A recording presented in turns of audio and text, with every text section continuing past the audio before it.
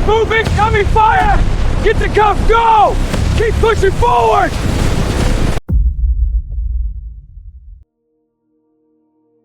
Before the sun rose on June 6, 1944, Europe was holding its breath. Across the dark waters of the English Channel, something enormous was already moving. Engines hummed quietly, soldiers checked their gear one final time, and commanders stared at their maps, knowing that once this began, there would be no turning back. This moment was years in the making. By 1944, World War II had reached a deadly stalemate. Nazi Germany controlled most of Western Europe, turning coastlines into fortified walls of concrete, steel, and gunfire. For the Allies, one question dominated every discussion. How do you break into a continent that has been sealed off by force? The answer began to take shape in 1943. Months before a single soldier would step onto French soil, the Allies began planning an invasion unlike any the world had ever seen. Secrecy was absolute, but secrecy alone was not enough. To succeed, the Allies needed surprise. They launched a massive military deception known as Operation Bodyguard, designed to convince German commanders that the main invasion would come at a different time and at a different place. False armies, fake radio traffic, and misleading intelligence kept German forces spread thin and uncertain. Behind this deception stood the real plan, a plan so vast it required millions of men, thousands of vehicles, and the coordination of air, sea, and land forces.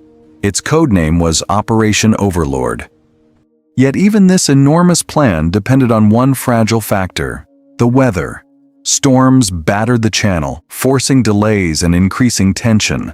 Every lost day increased the risk of discovery. Then, in the early hours of June 6th, a narrow window appeared. The decision was made. At 6:30 a.m. British Double Summer Time on Tuesday, June 6, 1944, the waiting ended. As dawn broke, the silence shattered. Paratroopers dropped from the sky behind enemy lines. Warships opened fire on fortified beaches. Landing crafts surged toward the shore under relentless machine gun fire.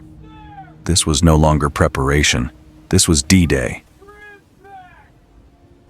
What unfolded that morning was unprecedented. D-Day became the largest amphibious invasion ever carried out in a single day. Nearly 160,000 Allied troops landed in Normandy, supported by 195,700 naval and merchant sailors, aboard more than 5,000 Allied ships crossing the English Channel. The invasion stretched across nearly 50 miles, 80 kilometers of coastline. To manage its scale, the Normandy shore was divided into 5 sectors: Utah, Omaha, Gold, Juno, and Sword. On some beaches, progress came faster than expected. On others, especially Omaha Beach, the landing turned into chaos and bloodshed. By nightfall, victory was far from complete. The Allies failed to achieve all their objectives on the first day. Carentan, Saint-Lô, and Bayeux remained in German hands. Only Juno and Gold beaches were linked on D-Day, and the full connection of all 5 beachheads would not be completed until June 12th. Meanwhile, Caen, the primary objective, would not fall until July 21st. The cost was severe.